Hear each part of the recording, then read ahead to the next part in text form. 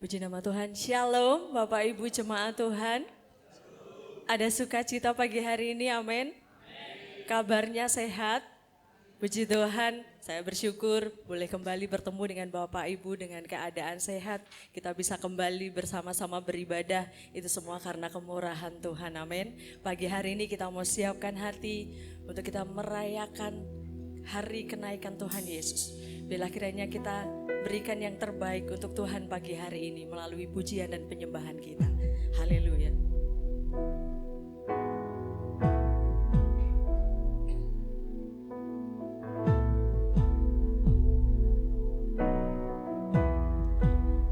Sebab Yesus Tuhan, hari ini Dia naik ke surga. Dia sediakan tempat bagi setiap kita.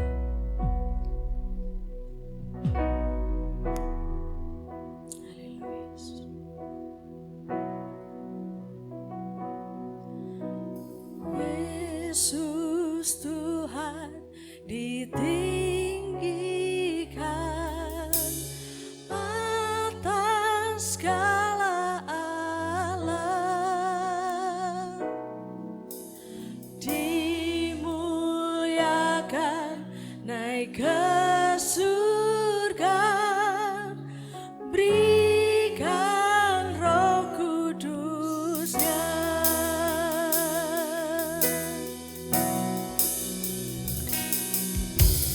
Yesus Tuhan ditinggikan atas segala alam,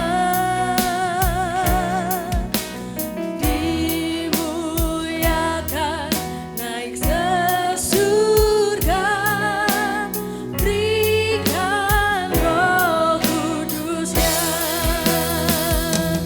Datanglah sekarang, penuhi kami dengan kuasa-Mu.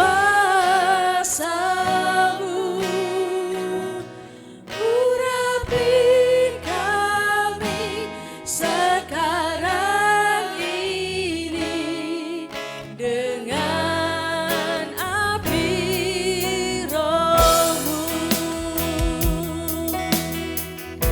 Kami muliakan Engkau Tuhan.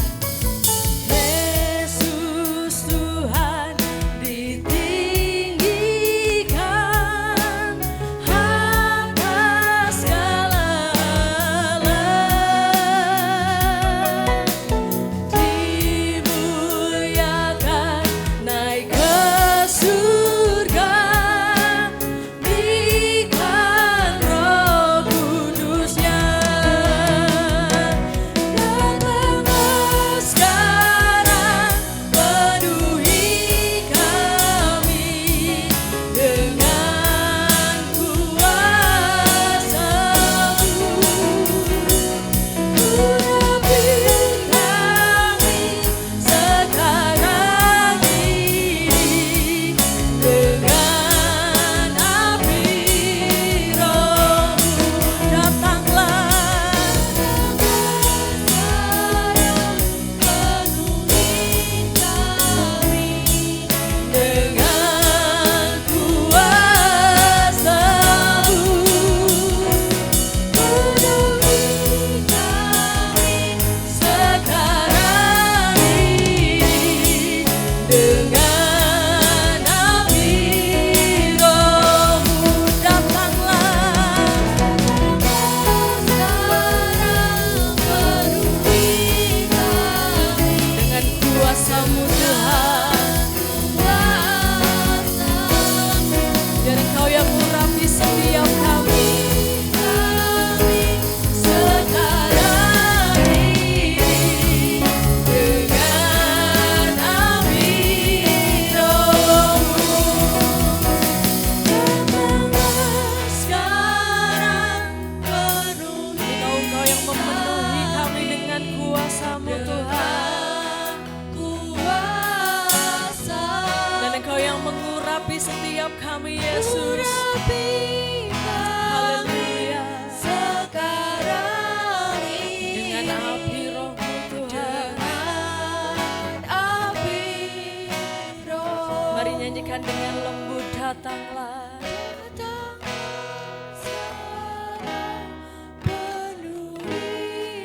Penuhi setiap kami dengan kuasa-Mu Tuhan. Haleluya, urapi kami.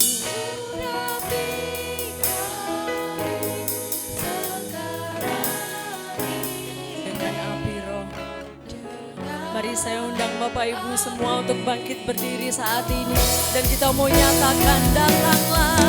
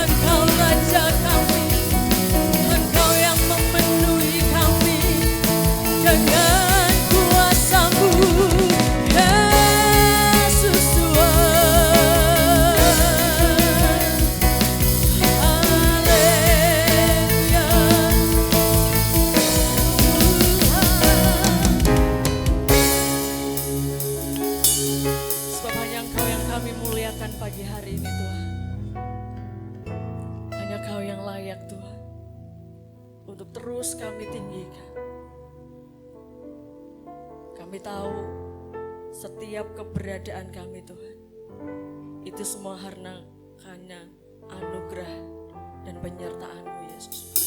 Semata karena kemurahan-Mu Tuhan. Pagi hari ini kayak mau lebih lagi tinggikan Engkau. Kayak mau lebih lagi beri yang terbaik buat Tuhan. Haleluya. Yesus.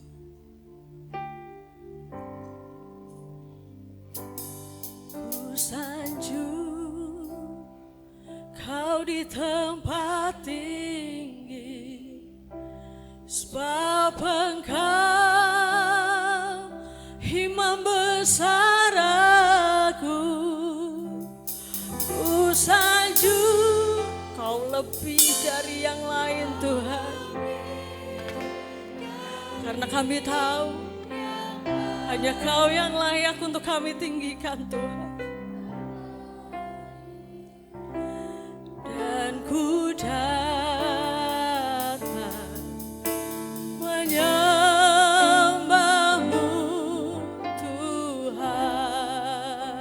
Mari nyatakan Bapak Ibu Saudara. Ku sanjung Kau Tuhan, ku sanjung Kau di tempat yang maha tinggi. Sebab hanya Kau yang layak Tuhan. Sebab Engkau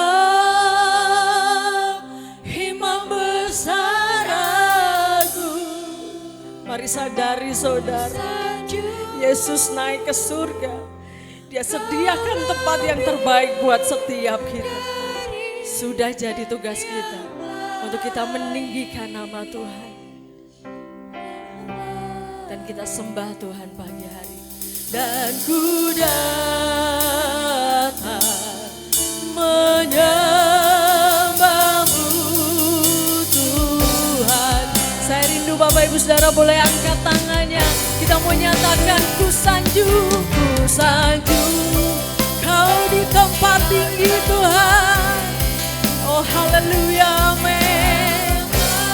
Imam besar agung kami sanjung Kau.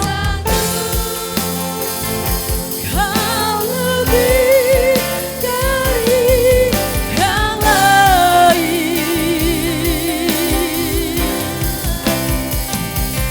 Dan ku datang menyembah-Mu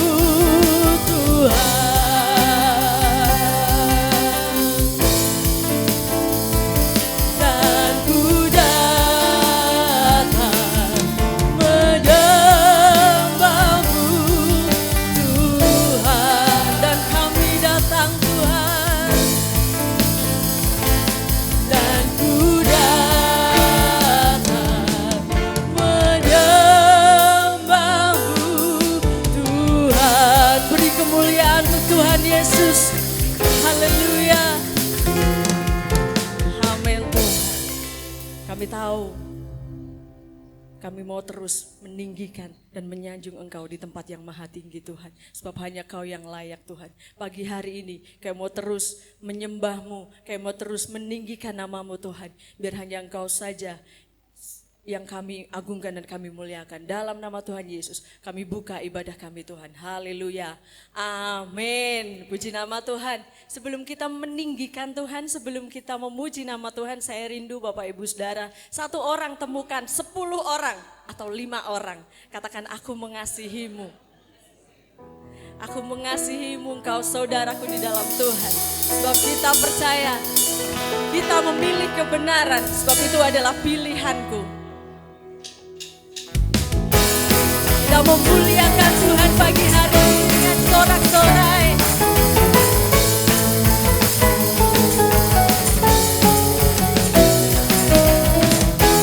Sebab Engkau Tuhan yang mulia Tuhan.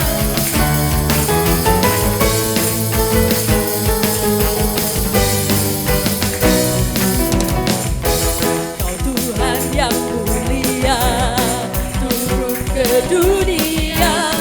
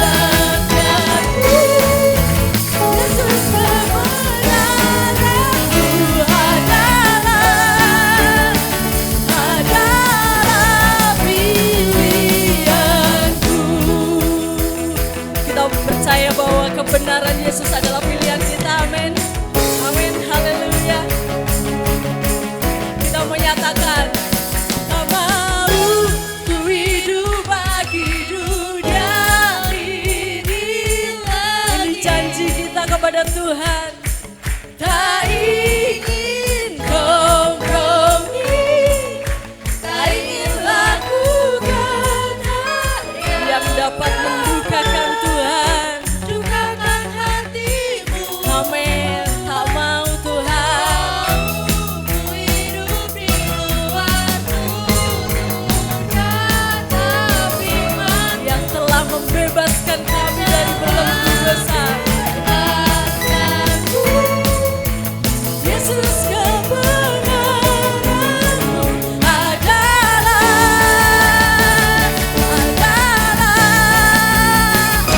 Bapaku, ku hidup bagi dunia ini lagi. Tak ingin kompromi, tak ingin lakukan hal yang dapat dukakan hatimu.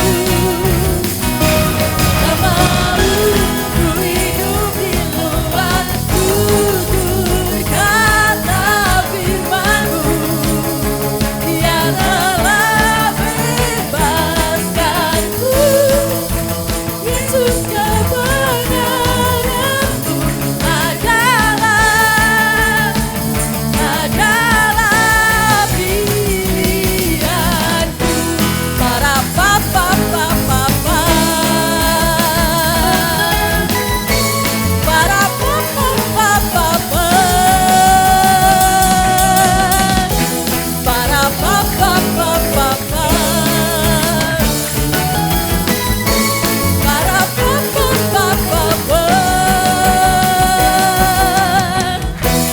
Kita mau terus meninggikan nama Tuhan, amin. Sebab oleh darah anak domba kita diselamatkan. Boleh kasih tepuk kanan kirinya, katakan aku diselamatkan. Kamu juga diselamatkan oleh kuasa darah anak domba.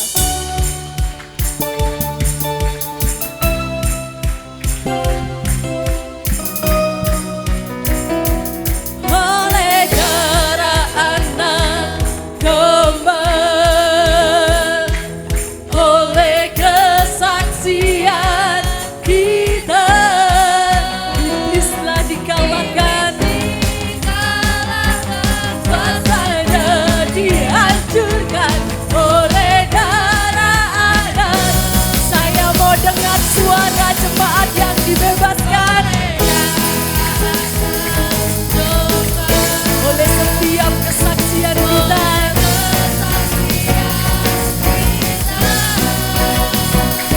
Iblis dikalahkan, kuasanya dihancurkan oleh darah anak domba, oleh darah anak domba, oleh darah anak domba.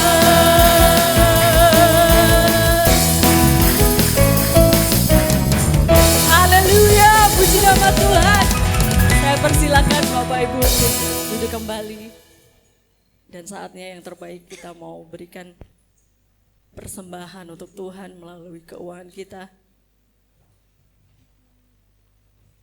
Saya mohon dengan kasih Kristus Saudari Nita bisa berdoa untuk persembahan. Mari kita berdoa. Bapa, kami ucap syukur Tuhan pada pagi hari ini kami boleh bersuka cita bersama Tuhan. Kami meninggikan, memuliakan nama-Mu Tuhan. Biarlah Engkau bertata atas setiap pujian kami Tuhan. Tuhan, sebentar kami akan memberikan sedikit dari apa yang telah Tuhan percayakan kepada kami. Biarlah Tuhan akan memberkati setiap tangan-tangan yang memberi. Biarlah persembahan ini dapat kami gunakan untuk pekerjaan-Mu di muka bumi ini Tuhan. Terima kasih Tuhan, hanya di dalam nama-Mu kami berdoa dan ucap syukur. Haleluya. Amin.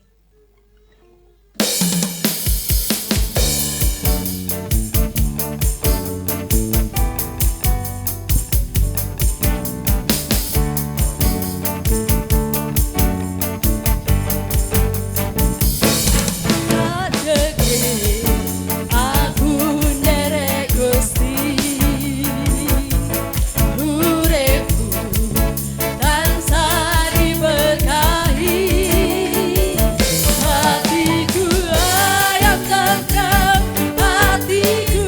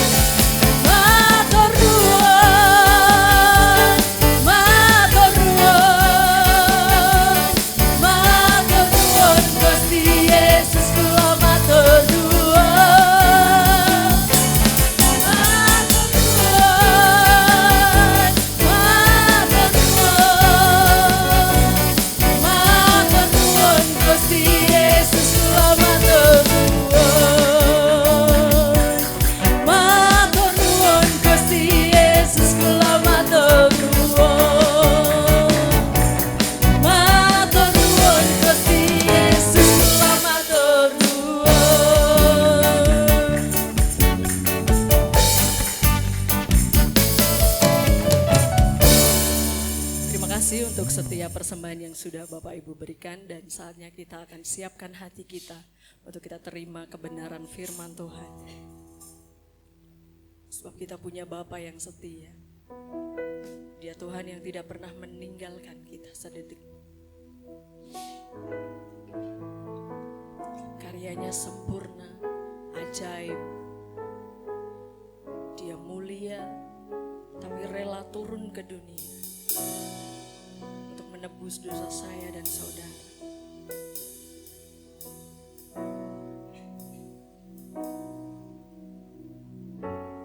Kau Bapa yang setia, tak pernah sedetik kau tinggalkan diriku. Hatiku teguh di dalam janjimu sampai ku melihat kuasamu. Karyamu sempurna, ajaib dan mulia. Pengorbananmu buktikan kasih-Mu kepadaku. Ku agungkan Engkau, Yesus termulia. Kasih-Mu terindah selamanya.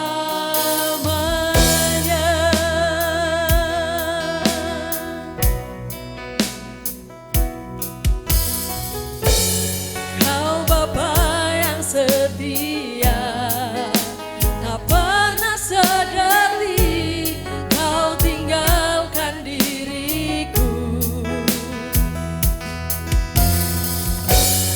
Hatiku teguh di dalam janji-Mu sampai ku melihat kuasa-Mu. Karya-Mu sempurna, ajaib dan mulia. Pengorbananmu buktikan kasih-Mu kepadaku. Ku agungkan Engkau, Yesus termulia. Kasih-Mu terindah selamanya. Karya-Mu sempurna, dan waktu berikutnya kami serahkan kepada Bapak Gembala. Pengorbananmu buktikan kasih-Mu kepadaku. Ku agungkan Engkau, Yesus termulia. Kasih-Mu terindah selamanya. Karya-Mu sempurna, ajaib dan mulia. Penyertaan-Mu buktikan kasih-Mu kepadaku. Ku agungkan Yesus termulia. Yesus termulia. Kasih-Mu terindah selamanya. Agungkan Engkau, Yesus termulia. Kasih-Mu terindah selamanya. Ku agungkan Engkau, Yesus termulia. Kasih-Mu terindah selamanya. Segala hormat, syukur, pengagungan, penghormatan dan kemuliaan kami haturkan di hadapan Tuhan. Sebab dengan naiknya Tuhan Yesus Kristus ke sorga, kami boleh keyakinan, iman dan percaya yang teguh bahwa Yesus Kristus adalah Tuhan dan Juru Selamat yang begitu luar biasa, yang menyelamatkan kami, yang bertata di atas sorga yang mulia, memerintah dan hidup untuk keselamatan kami. Kami bersyukur Tuhan untuk anugerah-Mu, kami bersyukur untuk berkat kemurahan Tuhan yang limpah dalam kehidupan kami. Dan biarlah setiap nyanyian pujian yang baru saja kami naikkan, mengagungkan, menyenangkan, menyukakan hatinya Tuhan. Sebentar kami akan bersama-sama untuk merenungkan sabda firman-Mu. Berfirmanlah Tuhan, kami siap mendengar. Mampukan kami untuk menangkap dengan jelas, memahami dengan baik setiap detail firman Tuhan, agar iman kami semakin dipertebal, agar iman kami semakin diteguhkan, untuk tidak main-main dalam kepercayaan kami, dalam iman kami kepada Kristus Yesus sampai akhir hayat kami. Terima kasih Bapa, terima kasih. Dan di atas segalanya biarlah hanya nama Tuhan saja yang dipuji, dibesarkan, dipermuliakan. Urapi hamba dalam segala kelemahan keterbatasan hamba, agar mampu dengan jelas menyampaikan dengan presisi apa yang jadi kehendaknya Tuhan. Segala hormat dan pujian kemuliaan hanya bagi Tuhan saja. Di dalam nama Tuhan kami Yesus Kristus, bersama-sama kami siap menyambut firman-Mu. Haleluya, amin. Ya, silakan duduk rekan-rekan pelayan pujian dan penyembahan. Ya, silakan menempatkan diri terlebih dahulu. Ya, baik. Di depan masih ada tempat kok, Pak Daniel. Ya, Pak Daniel, depan masih ada kosong. Pak Daniel, Pak Heri, Mas Adi, di dalam masih bisa dipakai. Ya, bagi yang di luar, di dalam masih ada tempat ternyata. Mas Adi, di dalam masih ada tempat, bisa dipenuhkan dulu. Ya, supaya semua bisa menempatkan diri dengan nyaman di dalam. Ya, puji nama Tuhan. Baik, shalom Bapak Ibu Saudara. Shalom. Keadaan baik semuanya, sehat ya? Sehat Bapak Ibu ya. Memang agak-agak terasa gimana begitu ya. Minggu lalu kita ibadah, belum 1 minggu, baru 4 hari, hari Kamis, sudah ibadah raya lagi. Itu rasanya kok kayak ibadah, enggak tahu tenane ini ibadah apa enggak gitu ya. Karena baru minggu, terus beberapa hari kemudian kita akan berjumpa lagi dalam ibadah raya kenaikan seperti ini.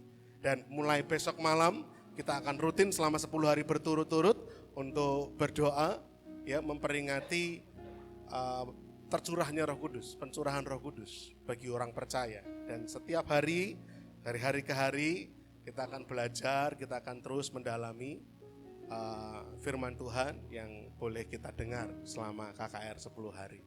Ya, kemarin saya titip pesan kepada rekan-rekan yang menyiapkan tempat ini, Mas Adris, Mas Samuel, dan juga Mas Adi.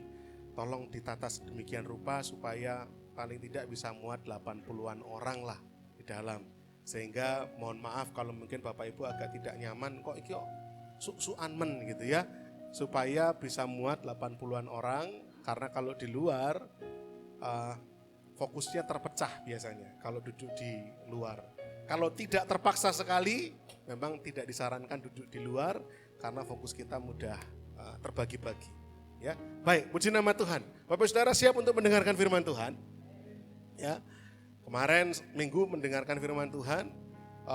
Selasa ada yang oikos, Rebo ada yang oikos dengar firman lagi, Kamis dengar firman lagi. Ya, enggak apa-apa. Biar hari-hari kita penuh dengan firman Tuhan. Amin ya. Terus diisi, terus belajar.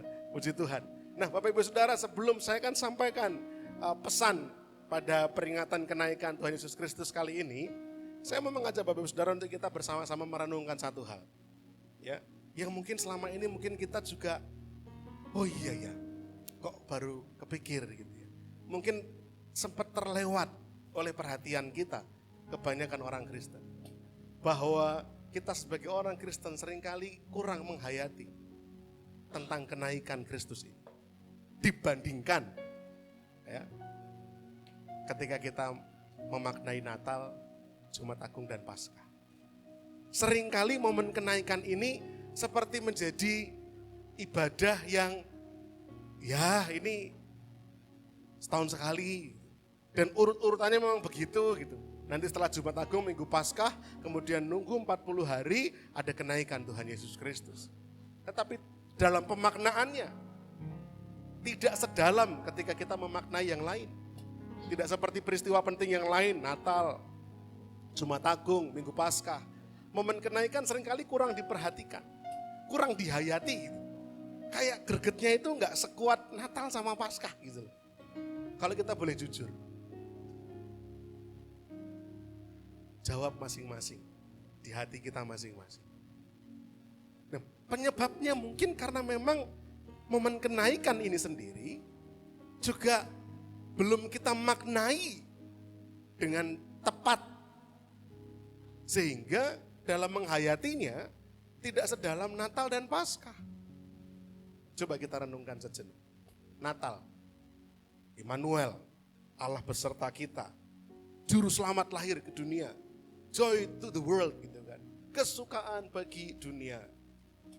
Rumah-rumah dihiasi pohon Natal. Yang kecil sampai yang besar. Ya, pokoknya sebisa mungkin ada pohon Natal. Ada lampu kerlap-kerlipnya. Kasih kado, roll kado gitu ya. Pusat-pusat perbelanjaan, mal-mal memutar lagu Natal. Kalau pas Natal, mal-mal itu tiba-tiba berubah seperti jadi gereja. Ya, kita bisa dengar lagu-lagu rohani, lagu-lagu Natal tanpa perlu ada orang-orang teriak-teriak, enggak boleh. Karena sebagai wujud toleransi. Tiba-tiba mall menjadi rohani sekali. Ada diskon Natal. Wah, ya toh? Diskon 50% plus 20%. Wah, kapan meneh ini? Kapan lagi kita bisa beli sepatu diskon 50% masih bonus diskon 20%. Ya toh? Nah, itu momen-momen Natal, meriah sekali. Gereja-gereja penuh sesak. Oh, jelas. MCC salah satunya. Kalau ibadah raya biasa paling 50-an. Yang pagi, sore 40-an. Nanti kalau digabung seperti semacam ini 80-an, 90-an. Tapi kalau Natal berapa? 200. 250, 300. Dengan kita mengundang tetangga, saudara, keluarga, momen merayakan Natal. Gereja penuh sesak. Saudara-saudara kita yang Katolik lebih-lebih. Betul enggak? Coba panjenengan kalau lewat gereja Katolik pas momen Natal itu. Wah, luber-ber. Parkiran penuh. Jalan jadi macet. Natal, tapi nanti minggu-minggu biasa back to normal. Kembali ke normal. Semua orang saling mengucapkan selamat Natal. Karena Natal itu momen juru selamat hadir. Wah, semua gegap gempita menyambutnya. Jumat Agung dan Paskah juga enggak kalah. Ya toh? Kalau Natal, pohon-pohon Natal dipasang. Jumat Agung, stasiun-stasiun TV jadi rohani. Biasanya joget statue, ya toh? Momen Jumat Agung, Passion of Christ. Wah, jadi rohani. Lagu-lagu rohani diputar. Semua memaknai dengan dalam. Jumat Agung dan Minggu Paskah. Pusat perbelanjaan dihiasi telur Paskah. Walaupun Alkitab juga tidak menjelaskan telur Paskah ini hubungannya karo Jumat Agung Minggu Paskah apa. Tapi budaya populer sudah terlanjur masuk telur Paskah. Masuk ke mal-mal di Solo. Wah, telurnya dari yang kecil-kecil sampai yang gede-gede. Ada semua. Kelinci Paskah, wah dihias semua. Ya, meriah. Gereja-gereja penuh sesak sama, Paskah juga. Bahkan beberapa gereja itu penuhnya dari hari Kamis. Kamis, Jumat, Sabtu, Minggu, full. Momen Jumat Agung Minggu Paskah. MCC juga enggak kalah. Kalau Paskah kita ngapain? Retret. Ya toh, menjadi momen yang momentum rohani. Diartikan sebagai kemenangan besar untuk kita orang percaya. Kalau Paskah, kemenangan Kristus. Kalau Natal, lahirnya Juru Selamat. Nah sekarang coba bandingkan dengan kenaikan Kristus. Berapa banyak dari kita yang menanti peringatan kenaikan Kristus? Angkat tangan.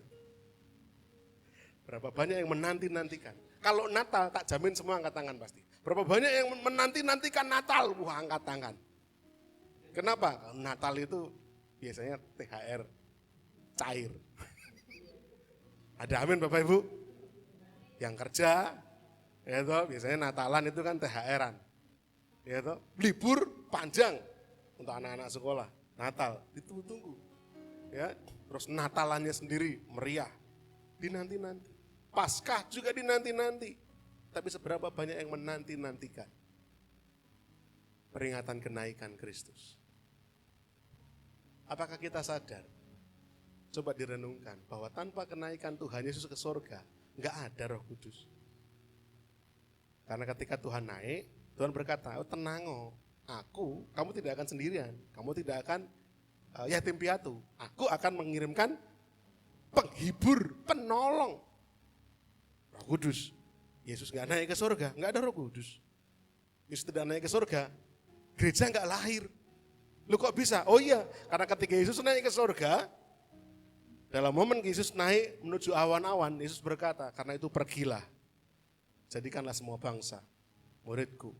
Baptislah mereka dalam nama Bapa dan Putra dan Roh Kudus, dan ajarlah mereka melakukan segala sesuatu yang telah kuperintahkan kepadamu. Dan ketahuilah aku akan menyertai kamu senantiasa sampai pada akhir zaman.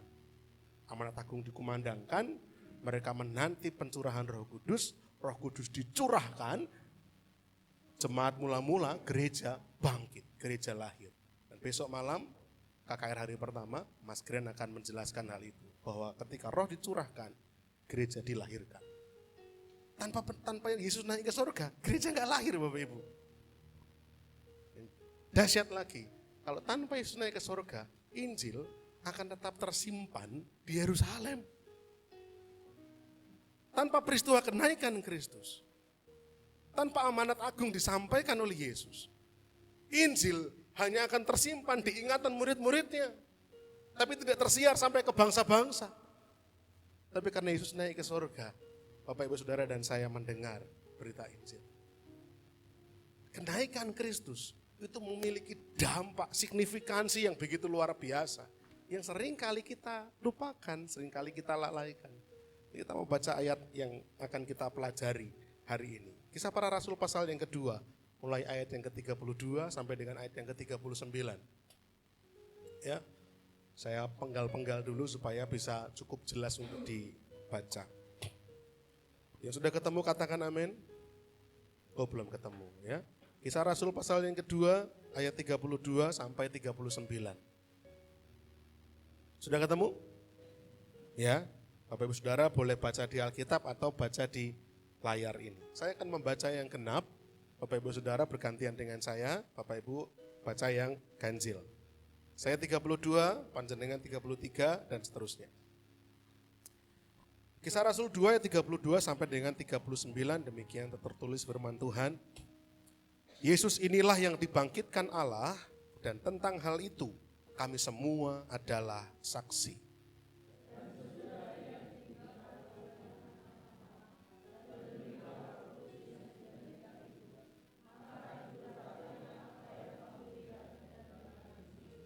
Sebab bukan Daud yang naik ke sorga, malahan Daud sendiri berkata, Tuhan telah berfirman kepada Tuanku.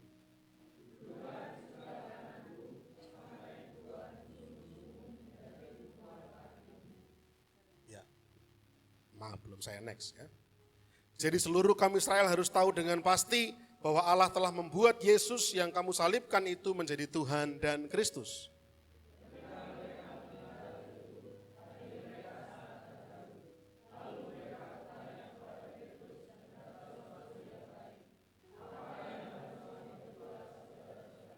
Jawab Petrus kepada mereka, bertobatlah dan hendaklah kamu masing-masing memberi dirimu dibaptis dalam nama Yesus Kristus untuk pengampunan dosamu, maka kamu akan menerima karunia Roh Kudus.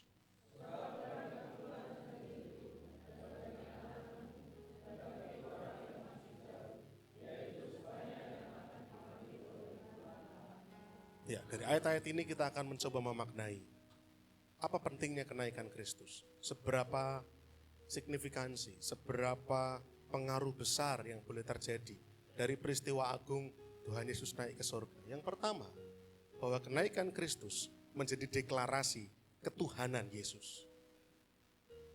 Peristiwa kenaikan Tuhan Yesus naik ke surga menjadi deklarasi bahwa Yesus itu bukanlah manusia biasa. Bahwa Yesus itu adalah Tuhan. Satu hakikat dengan Allah Bapa. Jadi ketuhanan Yesus terdeklarasikan dalam peristiwa kenaikan. Ayat yang ke-34 sampai dengan 36 saya akan bacakan. Dan kita akan bedah satu persatu. Saya berharap Bapak Ibu Saudara menyiapkan diri. Dan puji syukur tadi Mbak Asih menyiapkan permen karena mungkin sudah siap bahwa firmannya akan sedikit berat. Cepak ke permen, ben rotok melek Bapak Ibu. Ada yang sudah ngambil permennya? Kalau belum boleh ngambil dulu. Kisah Rasul pasal yang kedua ayat 34-36 saya akan bacakan. Sebab bukan Daud yang naik ke sorga, malahan Daud sendiri berkata, Tuhan telah berfirman kepada Tuanku, duduklah di sebelah kananku sampai kubuat musuh-musuhmu menjadi tumpuan kakimu. Jadi seluruh kaum Israel harus tahu dengan pasti bahwa Allah telah membuat Yesus yang kamu salibkan itu menjadi Tuhan dan Kristus. Dari ayat-ayat ini kita akan nanti belajar. Perhatikan ayat yang ke-34 dan 35 dulu Bapak Ibu. Ayat ini itu dikutip Rasul Petrus dari Perjanjian Lama. Dari kitab Mazmur 110 ayat yang pertama. Ya, kalau nanti Bapak Ibu Saudara membaca kisah Mazmur 110, coba saya bacakan saja supaya kita bisa melihat semuanya dengan jelas. Mazmur 110 ayat yang pertama dituliskan begini. Perikopnya penobatan Raja Imam, Mazmur Daud. Demikianlah firman Tuhan kepada Tuanku, duduklah di sebelah kananku sampai kubuat musuh-musuhmu menjadi tumpuan kakimu. Persis seperti apa yang dikatakan oleh Rasul Petrus dalam Kisah Para Rasul pasal yang kedua tadi. Ini menunjukkan bahwa Rasul Petrus tidak sekedar ngarang, dia tidak sedang pidato omong kosong, tapi Rasul Petrus dia mengenal betul apa yang dituliskan dalam Perjanjian Lama dan dia mengutip kata-kata Raja Daud. Demikianlah firman Tuhan, kalau dalam Ibrani bahasa aslinya dituliskan tetragrammaton, ya, yod, hev, wah, veh, ya, atau orang seringnya bilang Yahweh begitu, ya. Kalau bagian Tuhan, kalau bagian Tuanku, mereka menyebutnya dalam tulisan Ibraninya Adonai atau Adoni. Ini bukan sekedar tulisan bahwa Mazmur biasa, tetapi ini menjadi Mazmur mesianik kalau sebutannya orang Yahudi. Karena menubuatkan datangnya juru selamat. Dan kedatangan juru selamat ini menjadi yang dinanti-nantikan oleh umat Israel, oleh bangsa Israel. Dan Raja Daud mengatakan hal itu dalam Mazmurnya. Dalam pemahaman orang-orang Yahudi, gak mungkin Daud menyebut Tuanku kepada keturunannya. Karena Sang Mesias itu dinubuatkan akan datang dari garis keturunan Daud. Nah, rasanya gak mungkin Daud akan mengatakan kepada keturunannya sendiri kata Tuanku, kalau bobot keturunan atau tuankunya ini itu enteng gitu.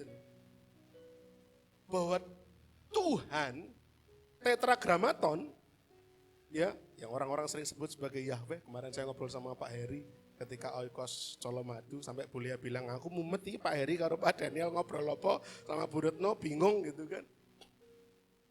Sekarang lagi banyak orang keblinger nyebut-nyebut dengan menggunakan istilah ini. Kalau dalam Alkitab bahasa Indonesia diterjemahkan dengan Tuhan tapi T-U-H-A-N-nya huruf gede semua. Kalau Bapak Saudara menemukan tulisan Tuhan hurufnya besar semua diterjemahkan dari kata ini. Saya menyebutnya tetragrammaton karena bahkan orang Israel sendiri tidak berani mengucapkan kata-kata ini. Terlalu kudus, terlalu suci. Mereka tidak berani menyebutkan hal ini. Mereka menyebutnya Elohim, mereka menyebutnya Adonai. Gak berani, karena kata-kata ini terlalu kudus. Nah Bapak Saudara, Daud gak mungkin menyebut kata Tuanku, kecuali keturunannya itu memiliki status yang melampaui Daud sendiri. Dan tetragrammaton atau Allah yang mereka sembah, Allah yang Israel sembah itu berkata kepada Tuan yang disebut oleh Daud tadi. Kata-katanya adalah, duduklah di sebelah kananku sampai kubuat musuh-musuhmu menjadi tumpuan kakimu. Jadi petunjuk pertama bahwa Kristus itu Tuhan disebutkan dalam Rasul Petrus dalam bacaan tadi kita dengan kata-kata ini. Bahwa pribadi yang dinanti-nanti itu memiliki status bobot yang melampaui Daud, melampaui Raja Daud yang begitu diagung-agungkan sama orang-orang Israel. Orang Israel itu begitu menghormati, mengagungkan Raja Daud. Apa gambar bendera mereka? Bintang Daud. Betapa Raja yang satu ini tuh mendapatkan tempat penghormatan yang luar biasa. Karena janji Allah juga kepada Daud bahwa tahtamu akan terus ada. Begitu orang Israel menghormati hal ini.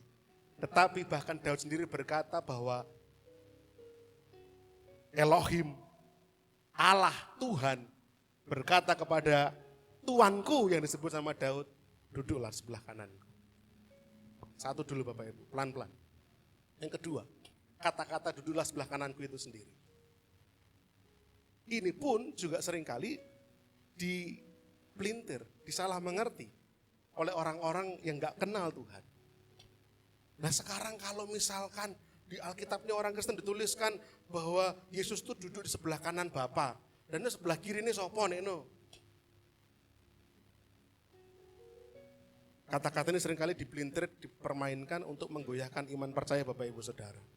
Loh kalau Yesus di sebelah duduk di sebelah kanan tahta Bapa, pertanyaannya sebelah kirinya siapa? Sebelah kirinya Allah Bapa itu. Oh Yesus di kanan. Sekarang kalau saya tanya, ya siapa misalkan ya? Yang gampang aja. Mas Green deh misalnya. Mas Green ini anggaplah bekerja di sebuah perusahaan yang sekarang yang Mas Green sering cerita sama saya itu, ownernya itu teman dekatnya. Anggaplah orang bilang begini, itu siapa tuh kui? Lagi Mas Green, siapa tuh deh? Lagi tangan kanannya bose. Saya tanya, harus tangan kirinya siapa? Apa makna tangan kanan dalam hal ini? Orang kepercayaan. Jadi orang Indonesia paham bahwa tangan kanan itu artinya orang kepercayaan. Nah orang Yunani Romawi itu ngerti frase duduk di sebelah kanan, itu artinya memerintah bersama. Jadi bagi orang-orang Yunani Romawi, mengartikan frase duduk di sebelah kanan itu bukan artinya terus ada yang di sebelah kiri. Tetapi bahwa yang duduk di sebelah kanan ini punya otoritas yang sama dengan yang satunya tadi. Jadi memerintah bersama-sama. Sama seperti tangan kanan tadi lah, Mas Green tangan kanannya bosnya, tangan kirinya sopo. Enggak gitu mengartikannya. Jadi yang dikatakan tadi bahwa tetragramaton Allah bangsa Israel itu berkata kepada Adonai yang dipanggil oleh Raja Daud, duduklah sebelah kananku. Artinya bahwa Allah Israel ini berkata kepada pribadi yang menjadi tuannya Raja Daud ini, bahwa mereka memerintah bersama-sama, punya otoritas yang sama. Karena mereka satu hakikat. Ini ngomongin Trinitas. Poin pertama agak bingung Bapak Ibu, agak panjang. Poin pertama, poin 2, 3 aman, tenang aja. Makanya tadi ada permennya tadi ya. Jadi Yesus itu satu otoritas dengan Allah Bapa. Dan kalau masih coba lagi dipikir, loh berarti memang Allahnya orang Kristen berarti ada Allah Bapa, ada Tuhan Yesus. Loh berarti orang Kristen menyembah lebih daripada satu Tuhan. Pikirkan lagi baik-baik. Kenapa? Karena Petrus ngomong hal ini itu di hadapan orang Israel yang monoteisme sejati. Shema Israel itu bilang bahwa dia menyembah Allah yang esa. Lah betapa konyol kalau Petrus ngomong kepada orang Israel yang Allahnya satu itu tentang keilahian Tuhan, Yesus, yang kemudian seakan-akan Allah dan Tuhan itu bukan monoteisme. Nah bingung enggak ini Bapak Ibu? Bingung enggak Pak Irma? Umat Israel itu menyembah Allah yang esa. Orang Israel itu Tuhannya satu, tetragramaton. Elohim, Adonai, satu aja. Shema Israel bilang bahwa kami ini menyembah Allah yang esa. Satu. Nah sekarang Rasul Petrus berusaha menjelaskan kepada orang-orang Israel bahwa Yesus yang kamu salibkan itu sebenarnya Allah. Satu hakikat dengan Allah Bapa. Nah sekarang buat apa Petrus ngotot ngomong di depan orang Israel yang monoteisme, yang menyembah Allah yang esa, kalau dia sedang menawarkan Allah yang tidak esa. Nangkep Bapak Ibu? Jadi gak masuk akal. Jadi Petrus sedang meyakinkan bahwa orang Israel bahwa Allah Bapa dan Yesus Kristus itu adalah punya kesetaraan, adalah Allah yang esa. Hakikatnya sama-sama Allah. Tetapi Allah Bapa dan Yesus Kristus pribadi yang tidak sama. Sebagaimana Allah Bapa tidak sama dengan Yesus, Yesus tidak sama dengan Roh Kudus, tapi mereka adalah satu kesatuan utuh yang disebut dengan Allah Trinitas. Sekarang saya tanya dengan jelas, Bapak Ibu Saudara menyembah berapa Tuhan? Satu. Tapi kita seringkali berdoa di dalam nama Bapa dan Anak dan Roh Kudus. Tapi kesatuannya esa. Saya tadi pun juga waktu mandi mikir Bapak Ibu, aku pengen rangkene ya ini ya, supaya Allah Bapa dan Yesus Kristus bisa ditangkap oleh Bapak Ibu sebagai satu kesatuan yang esa, satu hakikat, tetapi pribadinya itu beda. Kalau satu pribadi tidak bisa. Ketika Yesus dibaptis itu Allah Bapa suaranya terdengar, inilah anakku yang kukasihi, kepadanya lah aku berkenan. Kemudian Yesus ada di situ lagi nyemplung di sungai Yordan dan kemudian Roh Kudus muncul dalam bentuk burung merpati.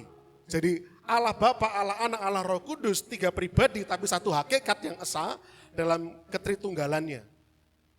Nah sekarang Roh Kudusnya saya kesampingkan dulu karena kita sedang membahas Allah Bapa dan Yesus Kristus yang tadi disebutkan Daud, duduklah di sebelah kanan. Satu kesatuan yang esa, setara dalam ketrinitasannya. Saya bingung tadi ingin jelaskan nih. Saya berdoa sama Tuhan izinkan semoga ilustrasi ini bisa menjawab dan tidak keliru. Semoga. Hubungan pernikahan Kristen itu setara atau patriarki atau matriarki? Setara. Sepakat? Suami dan istri. Setara atau patriarki atau matriarki? Setara. Ya, yang katekisasi pernikahan ini ngelotok ini pasti harusnya ya Pak ya. Bahwa laki-laki itu tugasnya mengasihi istrinya. Istri tugasnya menghormati. Jelas dalam Efesus diterangkan. Setara. Nah ketika mereka setara, Alkitab bilang mereka bukan lagi dua, melainkan satu. Satu kesatuan. Jadi saya dan Bu Putri, satu kesatuan. Ini juga yang sering dikatakan Pak Heri, saya sama Bu Retno itu satu Pak. Jadi biasanya kalau saya ya Bu Retno pasti melu gitu. Satu kesatuan. Utuh, tapi pribadinya sama enggak? Beda, tapi satu kesatuan. Utuh, mungkin tidak bisa menjelaskan dengan sempurna. Kemarin kami pun juga diskusi dengan Pak Heri, dengan Bu Retno. Bahkan penjelasan mengenai saya kalau di rumah itu dipanggil papi, kalau di sini dipanggil om, Pak Gembala, kalau saya di kampus dipanggil Pak dosen, itu menggambarkan Trinitas. Menurut saya pun itu juga nggak tepat. Karena kalau begitu berarti pribadinya cuma satu. Allah Trinitas nggak begitu. Allah Trinitas itu tiga pribadi tapi satu hakikat. Sampai di sini bingung apa enggak? Kalau bingung minta hikmat sama Tuhan ya.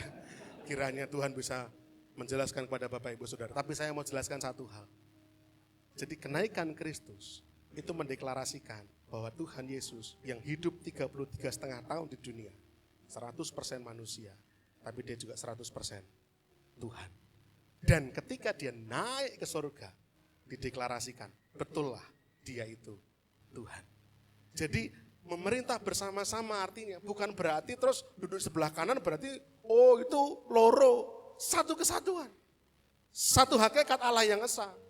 Nah satu lagi ayat yang ke-36 ini yang juga seringkali dipelintir sama orang-orang itu. Dikatakan dalam ayat 36 itu begini.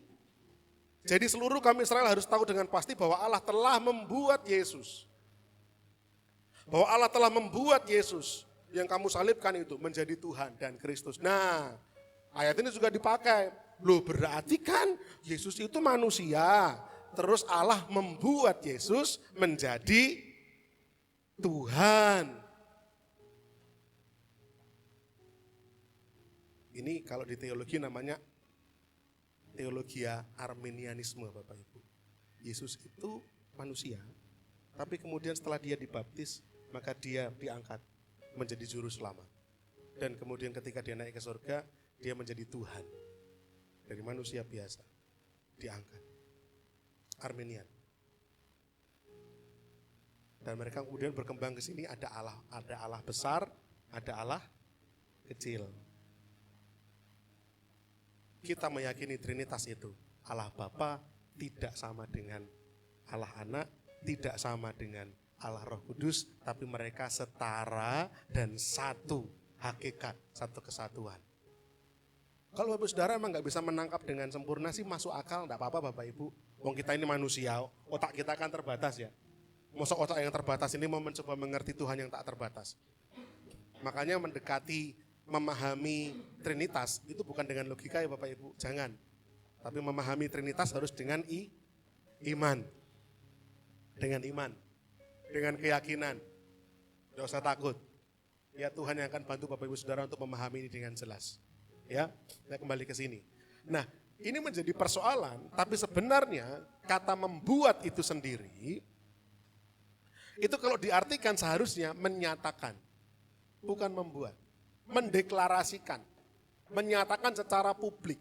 Jadi artinya begini, bukan berarti ketika momen kenaikan Yesus baru jadi Tuhan, bukan. Tetapi artinya bahwa ketika momen kenaikan Kristus itu Allah menyatakan secara publik, Allah mendeklarasikan siapa diri Yesus sebenarnya, bahwa dialah Tuhan. Nah kalau ini semoga ilustrasinya bisa cukup menjelaskan. Raja dalam satu wilayah atau negara tertentu punya anak. Anaknya ini ketika masih kecil disebut dengan pangeran, betul? Tapi Bapak Ibu Saudara bisa nggak menerima bahwa sebenarnya pangeran ini adalah raja sebenarnya. Hanya kan belum dideklarasikan. Tapi ketika dia lahir ceprot, raja bukan ini. Raja ini. Tapi dia belum dideklarasikan. Tapi anaknya raja itu raja bukan? Oh raja. Hanya belum dinyatakan, hanya belum dideklarasikan. Contohnya seperti itu kira-kira. Contohnya, Yesus, Tuhan. Dan itu dideklarasikan dengan jelas kepada seluruh penjuru dunia. Ketika dia naik ke surga, maka Allah menyatakan, yo ini loh, dibukakan, disingkapkan. Yang selama ini kamu kira dia hanya penghujat, yang selama ini kalian kira dia ini orang yang nipu. Enggak, dia mati tapi bangkit di hari ketiga, bahkan ketika 40 hari kemudian, dia naik ke surga. Dinyatakan, dideklarasikan kepada dunia, bahwa Yesus itu Tuhan. Jadi yang pertama itu harus mikir memang, yang pertama, kenaikan Kristus punya makna penting mendeklarasikan ketuhanannya Yesus. Jadi Tuhan Yesus yang panjenengan panggil dalam doa, yang panjenengan sebut-sebut dalam nyanyian pujian, dia bukan manusia. Tapi dia adalah Tuhan. Amin. Percaya? Goyah hendak imannya Bapak Ibu? Dia Tuhan.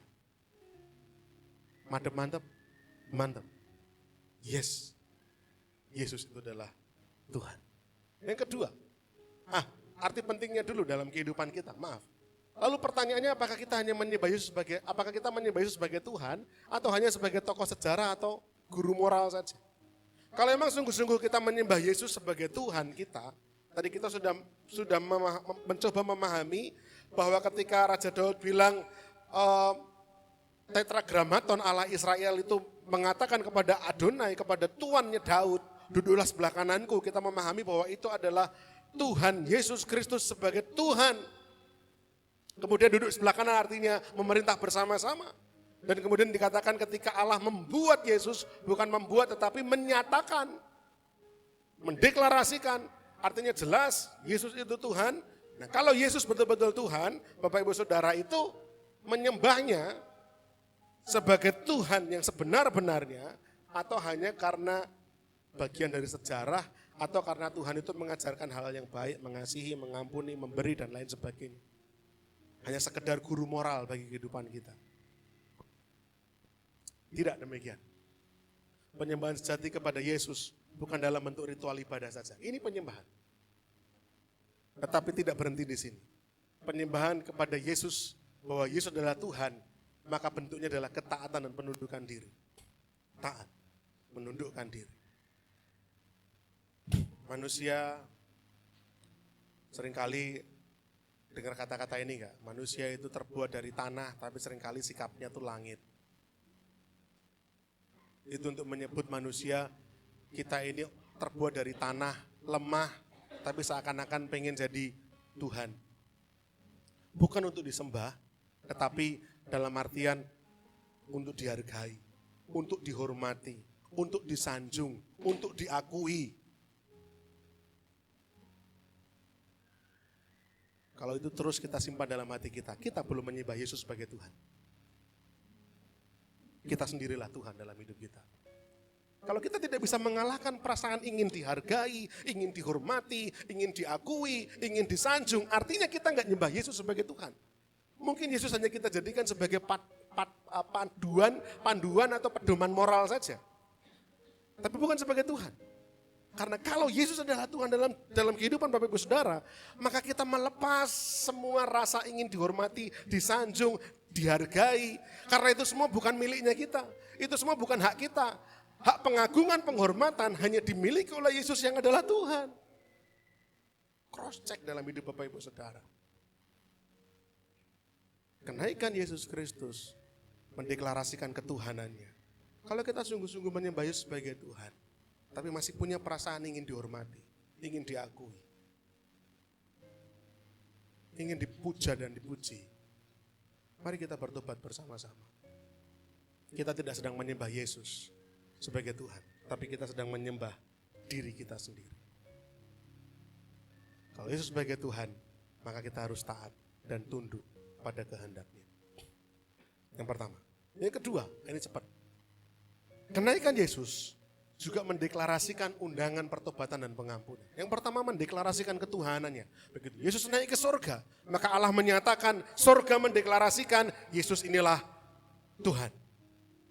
Dunia harus tahu, dunia harus paham, yang kalian salibkan itu, yang kalian tolak itu Tuhan. Yang kedua, sorga mendeklarasikan undangan, bertobat, undangan untuk diampuni. Dikatakan dalam ayat 37-38. Ayat 37, orang-orang yang mendengar khotbah Petrus itu tertegun. Dikatakan ayat 37, ketika mereka mendengar hal itu, hati mereka sangat terharu. Lalu mereka bertanya kepada Petrus dan rasul-rasul yang lain, apakah yang harus kami perbuat, saudara-saudara?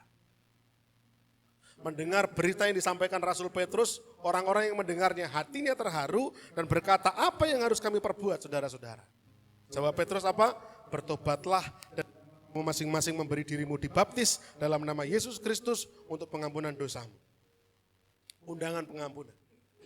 Ketika kebenaran tentang Kristus itu disampaikan, ketika kebenaran tentang Yesus Kristus itu dinyatakan, hal itu menggugah hati orang-orang untuk bertobat. Kalau gereja ini konsisten mengkhotbahkan kebenaran tentang Kristus, kalau gereja ini konsisten mendeklarasikan kebenaran sejati tentang Kristus, orang yang mendengar setiap khotbah-khotbah, renungan-renungan pasti tergugah. Tapi kalau gereja ini hanya mengkhotbahkan moral saja, yang mendengarkan ujung-ujungnya, halah, ngomongnya rum tentu so ngelakoni.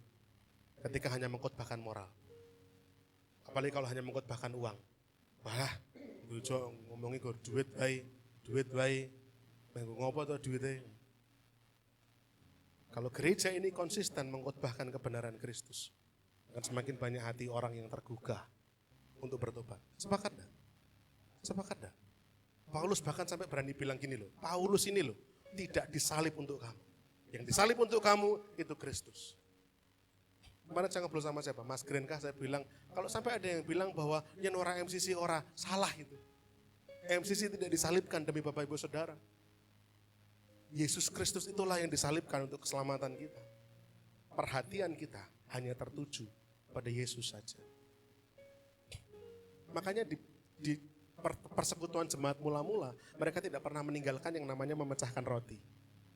Tiap-tiap hari mereka berkumpul, berdoa dan memecah roti. Apa tujuannya memecah roti? Memecah roti bukan masalah dum-dum roti loh Bapak Ibu. Bukan cuma masalah yuk mangan iji mangan kabeh gitu. Bukan. Memecah roti itu artinya perjamuan kudus. Momen apa perjamuan kudus? Mengingat pengorbanan Kristus. Dalam persekutuan mereka, dalam pertemuan mereka, mereka selalu mengarahkan pikirannya pada pribadi Kristus dan karya salibnya. Itu aja. Selama kebenaran tentang Kristus diberitakan, ada hati orang yang tergugah untuk bertobat. Petrus menyerukan kepada mereka untuk bertobat dan dibaptis atas nama Yesus Kristus untuk pengampunan dosa. Saya bersyukur gereja kita merasakan tuaian jiwa-jiwa seperti Alicia, seperti Nina, yang bahkan sebelumnya tidak tahu siapa Yesus itu. Tapi mereka mulai tahu dikit demi dikit, mereka mulai kenal sedikit demi sedikit, bahkan mulai berkomitmen. Saya mau ikut Yesus. Dibaptis bukan perkara sederhana. Bapak Ibu Saudara, dibaptis itu bukan perkara nyemplung ya Bapak Ibu ya. Bukan perkara ciblon loh. Bukan masalah ini percaya apa selam, bukan. Baptis itu berbicara mengenai komitmen kita untuk hidup ikut Yesus sampai mati. Baptis berbicara bagaimana kita mati dalam manusia lama, dibangkitkan dalam manusia baru. Itu Alicia hidup sekian puluh tahun tidak mengenal Yesus. Nina hidup belas tahun tidak mengenal Yesus.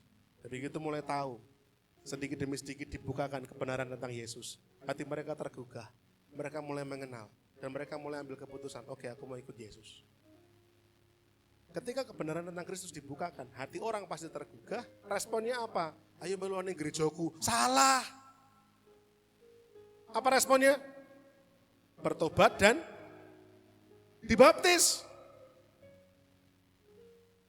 Kalau ada orang mulai tergugah hatinya ikut Yesus, responnya apa? Ayo neng gerejaku, salah. Mau ke gereja manapun, yang penting kamu bertobat dan kemudian berilah dirimu dibaptis. Agar kamu berkomitmen untuk sungguh-sungguh ikut Yesus. Nina kemarin sempat sharing, dibully sama teman-teman sekolahnya. Itu salib yang harus kamu pikul deh. Tidak apa-apa, jangan ditampar. Alkitab kita gak pernah mengajarkan itu. Justru kalau yang ada kita yang ditampar. Ikut Yesus tidak mudah dek, tapi Tuhan yang mampukan. Alicia pun juga sama, mungkin kamu juga akan mengalami hal yang mirip-mirip serupa. Tapi ikut Yesus, itu keputusan terbaik dalam hidup kita. Amin. Selama kita mulai tergugah hatinya, terbuka akan kebenaran, respon yang terbaik hanyalah ikut Yesus. Fokus sama Yesus. Mau bergereja dimanapun silahkan Bapak Ibu. Tidak harus di MCC. Sesekali Bapak Ibu pengen dolan kemana, band komplit gitu loh ya. Khotbahnya orang mong sing model-model begini, tidak apa-apa. Ya Pak Heri, tidak apa-apa. Yang penting ikut Yesus. Pertobatan bukan hanya sekedar penyesalan atas dosa-dosa, tapi perubahan total dalam pikiran dan arah orientasi hidup. John Stott bilang begitu. Kalau saudara perhatikan tokoh-tokoh yang sering saya kutip, itu tokoh-tokoh yang sebenarnya Kristennya itu Kristen konservatif Pak. Kristennya itu Kristen yang benar-benar ini gitu loh ya. Karena memang saya menyukai iman-iman yang seperti iman yang radikal. Bapak saudara tahu nggak artinya radikal? Radikal itu bukan berarti saya ngobongi bukan loh ya, bukan.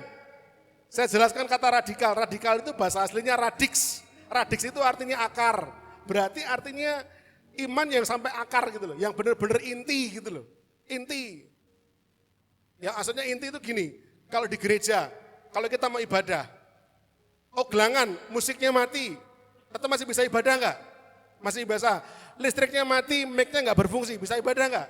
Bisa ibadah. Yang mimpin pujian, dilala suaranya hilang, tetap bisa ibadah enggak? Tetap bisa ibadah. Kenapa? Karena kita mau carinya Yesus. Nah imannya harus yang radix kayak gitu loh, yang mengakar gitu loh. Nah tokoh-tokoh ini tuh tokoh-tokoh yang memang Kristen-Kristennya itu yang radix gitu. Dia bilang begini, pertobatan itu bukan cuma nyesal dosa-dosa ketika perjamuan kudus, terus mengingat dosa, aku tidak ingin ngapus ibuku. Tuhan minta ampun Tuhan, itu menyesali dosa, itu bagus. Bagus, tetapi tidak berhenti di situ. Pertobatan itu juga arah dan pikirannya itu berubah.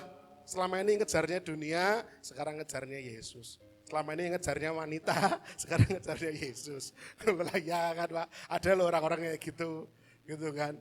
Begitu putus gitu galau, nanti terus dapat pacar semangat lagi, putus lagi galau lagi, dapat pacar semangat lagi gitu. Yang dipikir hanya cinta aja gitu. Enggak gitu. Pertobatan itu pikirannya, arahnya hanya kepada Kristus saja. Itu pertobatan. Nah, apakah kita sudah mengalami pertobatan sejati? Bukan hanya sekedar menyesali dosa-dosa. Respon kepada kenaikan Tuhan Yesus ke surga bukan hanya kagum, tapi pertobatan yang sungguh. Murid-murid itu bukan cuman begitu lihat Yesus naik ke surga, terus, wih, sangari, wih, ngeri gitu kan. Kemudian Tuhan berkata, beritakan kepada segala bangsa, mereka ngomong sama bangsa-bangsa, piye aku emang ngomong apa? Wih, Yesus sih, ngeri, naik ke surga mumbul, naik ke awan-awan, bukan kekaguman. Ketika orang-orang bertanya, lalu apa yang harus kami lakukan? Bertobatlah, beri dirimu dibaptis. Bukan berusaha harus lakukan apa? Sangar, hebat, enggak. Respon terhadap kenaikan Kristus harusnya bukan berhenti pada kekaguman, tapi pertobatan, menyadari orang-orang Israel yang berdiri di hadapan Petrus, juga orang-orang yang sama ada ketika Yesus disalib. Makanya Petrus berkata, Yesus yang kamu salibkan itulah Tuhan. Sesali itu, kemudian bertobatlah, beri dirimu dibaptis. Selama ini kau pikir Yesus itu penghujat, Yesus itu penipu, penjahat sampai mbok salib ke, dan sekarang dia naik ke surga, itu real, itu nyata, dan sekarang kalau kamu mau selamat, bertobatlah dan beri dirimu dibaptis. Bapak Saudara, dari waktu ke waktu, dari tahun ke tahun, kerinduan saya bukan nambah orang-orang yang hanya menyesali dosanya, tapi akan terus Tuhan tambahkan orang-orang yang hidupnya bagi Kristus. Amin. Bukan orang yang dikit-dikit nangis penyembahan, nangisnya karena menyesali dosa, nangisnya karena Tuhan belum nolong, nangisnya karena token listrik bunyi, nangisnya karena dikejar-kejar pinjol, enggak gitu. Tapi nangis karena Tuhan, aku bisa lakukan apa untuk Tuhan? Tuhan, aku bisa lakukan apa? Hidupku, berapa lama lagi aku mau bagikan hidupku ini bagi Tuhan? Yang begitu itu loh kerinduan saya. Yang terakhir, di pertama kenaikan Yesus deklarasi ketuhanannya, yang kedua kenaikan Yesus deklarasi undangan pertobatan, dan yang ketiga kenaikan Yesus deklarasi keselamatan sampai pada bangsa-bangsa. Ketika dia naik ke surga, dia bilang, pergi jadikan semua bangsa muridku, semua bangsa muridku. Petrus katakan hal yang sama di ayat yang ke-39. Rasul Petrus bilang begini, sebab bagi kamulah janji itu. Bagi kamu itu siapa? Kamu itu orang Yahudi yang mendengarkan dia pada waktu itu. Bagi kamulah janji itu. Tapi bukan cuma bagi kamu, bagi anak-anakmu. Dan bukan cuma bagi kamu dan keturunanmu, tapi bahkan bagi orang yang masih jauh, yaitu sebanyak yang akan dipanggil oleh Tuhan Allah kita. Dulu kita gak masuk hitungan. Tapi ketika Yesus naik ke surga, hatinya bukan cuma untuk orang Yahudi. Dia bilang, pergi jadikan semua bangsa muridku. Di situ ada nama saya. Di situ ada nama Bapak Ibu Saudara. Kita dipanggil oleh Tuhan Allah kita menjadi bagian orang-orang yang diselamatkan. Keselamatan dalam Kristus tidak eksklusif untuk orang Yahudi. Padahal Tuhan sudah membuka keselamatan sampai pada bangsa-bangsa. Meluas kepada semua yang dipanggil oleh Allah. Ini adalah proklamasi misi Allah dari Yerusalem hingga ujung bumi. Karena Yesus naik ke surga, bangsa-bangsa berkesempatan mengenal Kristus. Ini adalah Gema Amanat Agung. Matius 28:19 kita tahu bunyinya, jadikan semua bangsa muridku. Ini juga penggenapan janji Allah kepada Abraham. Kalau kita buka Kejadian 12 ayat 3, olehmu semua kaum di muka bumi akan mendapat berkat. Karena keturunan Abraham sampai kepada Kristus. Akhirnya Kristus menjadi penggenapan janji Allah kepada Abraham. Oleh karena Kristus ini, semua kaum di muka bumi mendapat berkat. Apa itu berkatnya? Keselamatan. Jadi saya tangkap dengan jelas, saya tangkap baik-baik, dan pesan ini saya sampaikan pada Bapak Ibu Saudara. Gereja itu bukan tujuan akhir Injil, tapi gereja adalah alat Injil bagi bangsa-bangsa. Saya berharap kemarin kita berpesta semacam ini bukan cuma menjadi pesta kostum, tapi sebuah keimanan yang kuat. Bahwa Injil semacam ini harus sampai bangsa-bangsa. Mungkin enggak lewat gereja Tuhan yang sederhana, yang kecil ini, Tuhan akan buat ada orang-orang yang akan memberkati bangsa-bangsa. Mungkin enggak Bapak Ibu? Halo? Mungkin enggak? Bisa enggak? Bisa. Kita enggak pernah tahu siapa. Tapi saya rindu Injil yang semacam ini. Injil yang murni, kebenaran Kristus yang begini, betul-betul Tuhan akan kirim sampai bangsa-bangsa. Supaya mereka betul-betul mengenal Injil yang benar, Injil yang murni. Sudahkah gereja kita siap menjadi alat deklarasi Injil sampai bangsa-bangsa? Siapa tahu Mas Adris betul-betul bisa ke Korea, menyampaikan berita kabar baik di Korea. Ini Pak Ruli ini pakai baju mana Pak? Bali Pak, ayo Pak pergi ke Bali Pak. Sambil pulang kampung beritakan Injil. Saya pakai kaos tok ini berarti. Belum sempat ganti Bapak Ibu. Artinya dalam kehidupan sehari-hari harus memberitakan Injil. Iso-isonya pendeta ngomong gitu ya. Siapa lagi yang anu? Ini Lisa ini apa ini Lisa? Korea juga? Ya udah sama Mas Adis pergi berdua ke Korea. Beritakan Injil. Bisa enggak Bapak Ibu? Bisa. Bu Retno kapan Bu mau ke Sumatera Bu? Ke Sumatera? Oh Makassar malah. Kapan? Juli kita doakan. Supaya Bu Retno juga bisa memberkati Makassar.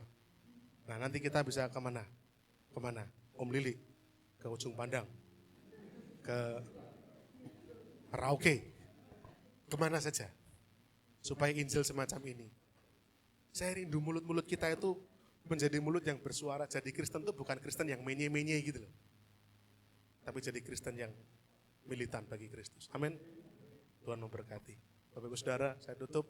Kenaikan Yesus adalah momen surgawi di mana identitasnya dideklarasi. Dia Tuhan. Di mana pengampunannya ditawarkan. Yuk terima. Dan di mana keselamatannya dibukakan. Lalu respon kita apa? Ya percayalah, bertobatlah, bersaksilah. Jadilah gereja yang sungguh-sungguh ngerti, paham tentang kenaikan Kristus itu. Dan kita akan dipakai Tuhan luar biasa. Puji Tuhan. Main musik boleh maju ke depan.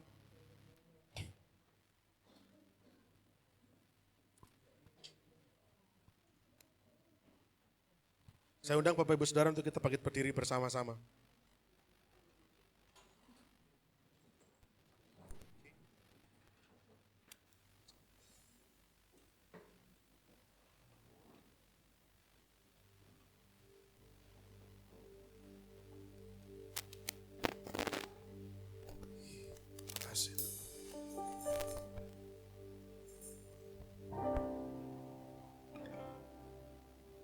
Terima kasih Pak. Mari kita tunduk kepala bersama-sama. Kita akan merenungkan firman Tuhan ini. Sudahkah kita sungguh-sungguh menyembah Tuhan Yesus sebagai Tuhan kita, penguasa kehidupan kita, yang paling pantas disembah, paling pantas disanjung tinggi. Mari kita merenung sejenak. Bahwa Dia yang naik ke surga, Dialah Tuhan. Pengampunannya tersedia bagi kita, dan kita pun diangkatnya menjadi mitra, supaya berita ini sampai pada bangsa-bangsa. Mari kita merespon ini dengan benar. Mulai dari keluarga kita, mulai dari rumah tangga kita. Mari kita pastikan keluarga kita menjadi keluarga yang menyembah Kristus, menyembah Tuhan. Lingkungan sekitar kita, terus hingga bangsa-bangsa.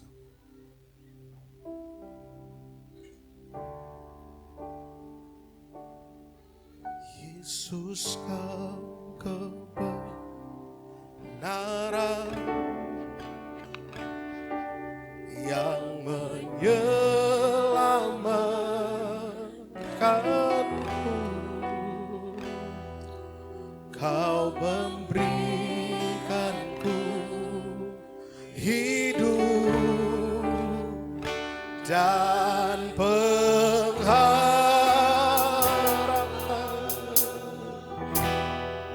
Mari katakan bersama-sama.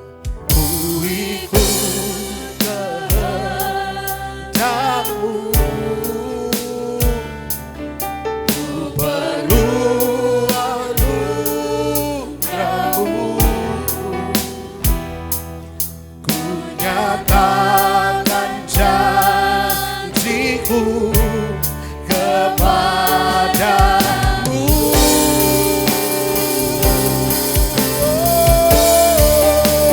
Dalam ku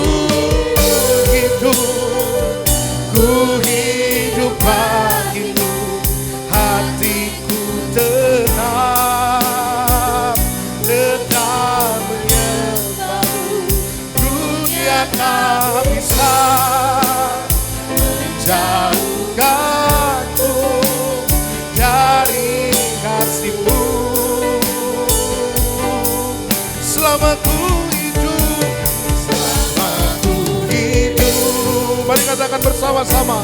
Ku hidup bagi mataku. Yes. Tetap memandangmu, dunia tak bisa menjauhkanmu dari kasih-Mu. Jemaat saja katakan, Yesus kau kebenaran, dengan segenap hati.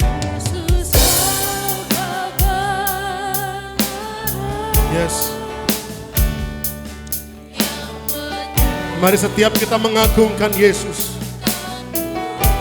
sebab Dia yang telah naik ke sorga, menjadi Tuhan dan menyediakan tempat bagi kita. Dengan tunduk dan taat, kita ikut kepada Tuhan. Ku ikut kehendak-Mu, ku perlu anugerah-Mu, ku nyatakan janji. Mari kita mengangkat tangan kita bersama-sama di hadapan Tuhan. Mari bersama-sama kita berkata dan berkomitmen. Ya Tuhan, kalau ku hidup, ku hidup bagimu, hatiku tetap menyembah-Mu, dunia tak bisa. Amin. Dari kasih-Mu selama ku hidup,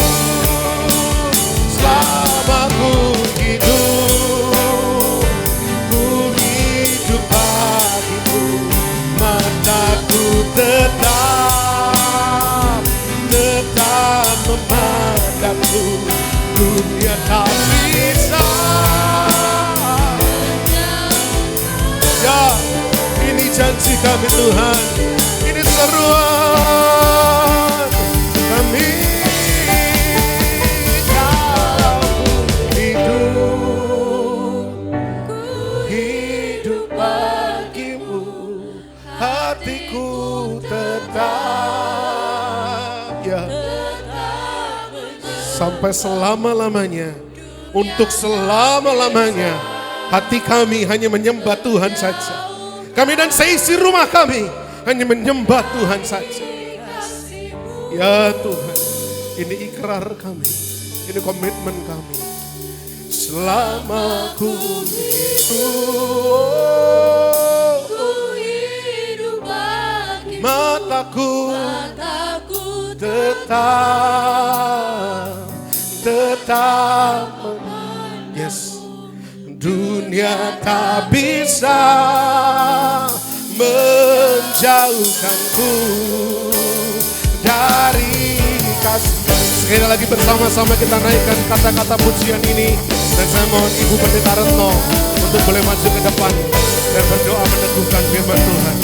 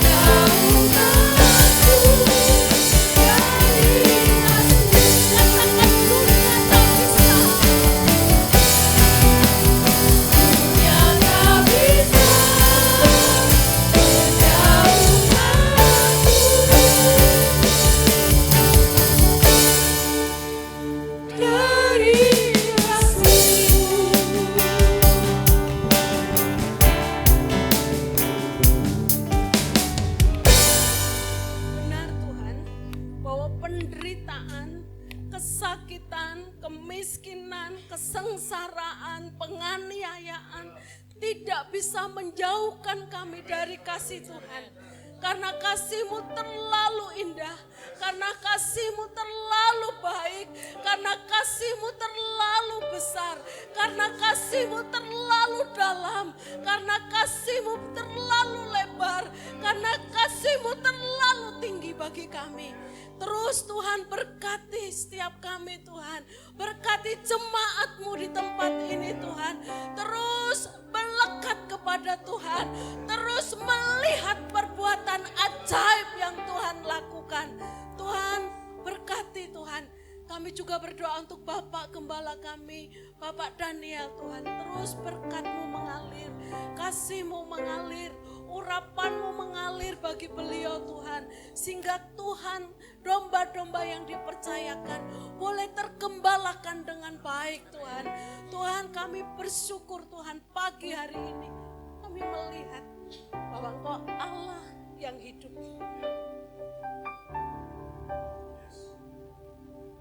Ketuhanan Yesus itu adalah benar.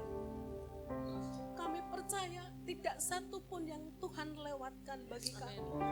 Berkati kami, berikan pengalaman-pengalaman iman yang indah. Sehingga iman kami boleh berakar kuat di dalam Tuhan. Sehingga ketika badai datang, kami tetap teguh, kami tetap tenang, kami tetap aman di tangan Tuhan. Terima kasih Tuhan, terima kasih untuk kebenaran firman-Mu yang Tuhan bukakan. Kami menanti juga akan kedatangan Engkau. Kami tidak tahu Tuhan kapan akan datang.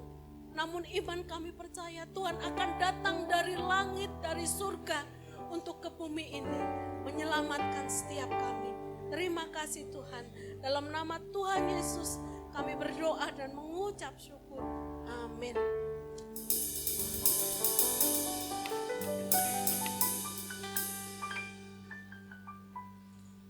Baik, saatnya kita akan memberikan persembahan untuk rumah Tuhan melalui gerakan 2000. Tapi sebelumnya kita akan berdoa. Mari tundukkan kepala. Kembali kami bersyukur Tuhan untuk setiap firman yang sudah kami dapatkan pagi hari ini. Biarlah kiranya firman ini boleh tertanam dalam setiap hati kami. Jika sebentar kami memberikan persembahan untuk rumah-Mu Tuhan, biarlah kiranya Tuhan Engkau yang layakkan, Engkau yang kuduskan dan sucikan persembahan kami, sehingga kami boleh pergunakan sebaik mungkin untuk rumah Tuhan. Terima kasih Bapa yang baik, dalam nama Tuhan Yesus kami berdoa. Amin.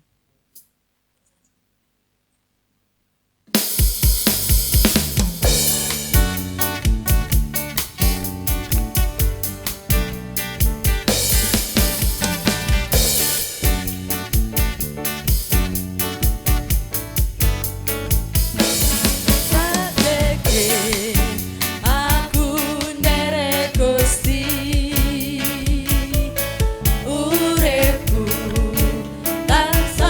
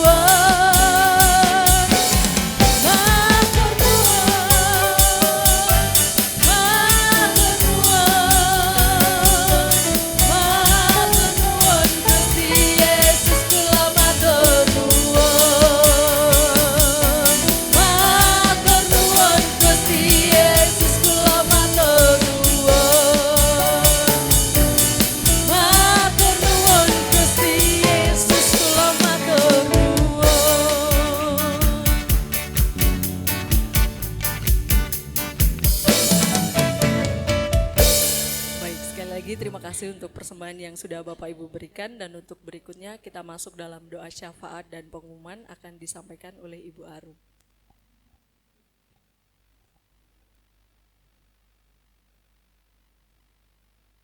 Shalom. Bapak Ibu, saudara-saudari terkasih, kami hantarkan Bapak Ibu untuk sejenak menundukkan kepala dan kita berdoa. Terima kasih ya Tuhan, sungguh kami bersyukur atas berkat-Mu pada hari ini. Kami bersyukur juga karena pada hari ini kami boleh menerima firman-Mu. Kiranya firman yang telah disampaikan oleh hamba-Mu semakin meneguhkan hati kami, menguatkan hati kami, dan menjadi pedoman untuk kami hidup sehari-hari. Kiranya firman-Mu juga semakin membuat kami berani untuk mewartakan kabar sukacita dari-Mu. Tuhan, kami berdoa untuk Kelurahan Keratonan, Kecamatan Serengan.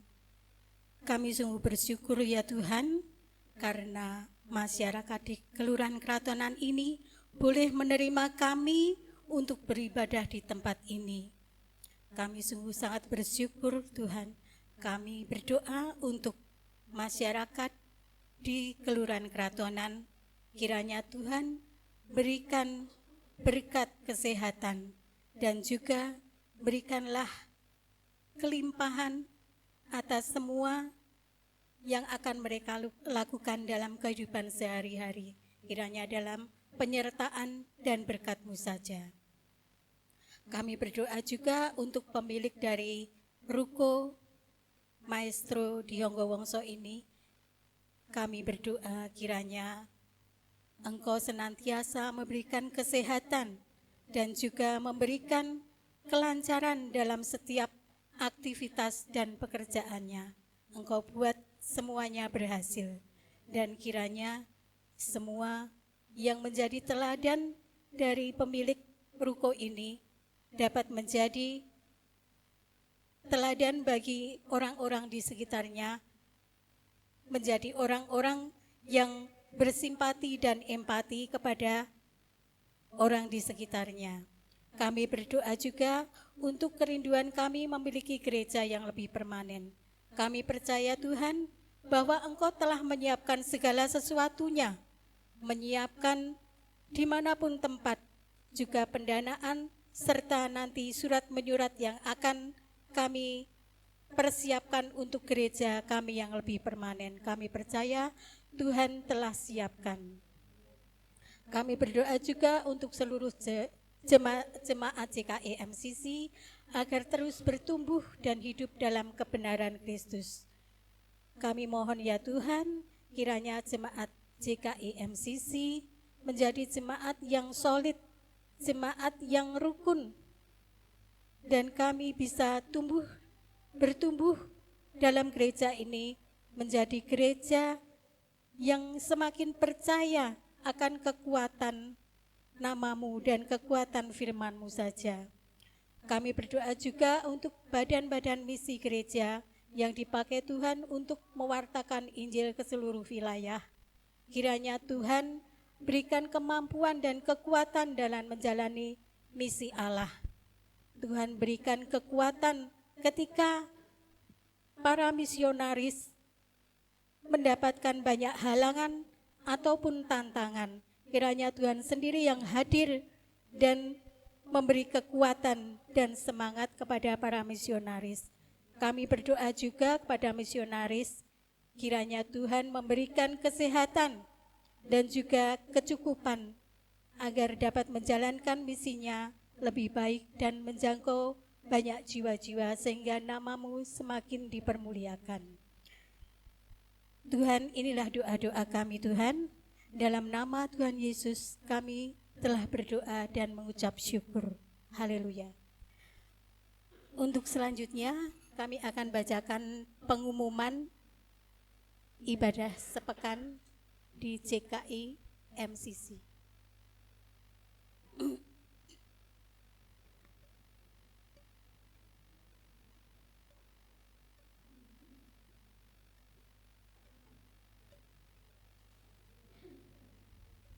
Mungkin tinggal besok ya, Jumat, menara doa di Ruko Bonggowongso ya. Oh begitu ya ya. Besok mulai ibadah 10 hari KKR.